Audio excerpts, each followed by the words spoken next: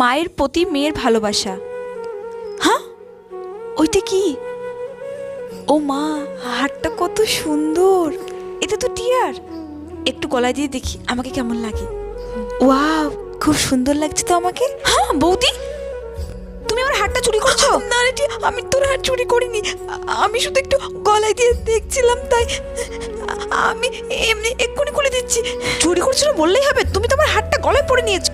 দাও আমার হার। এই হারটার কত দাম তুমি জানো? শখ কত তোমার?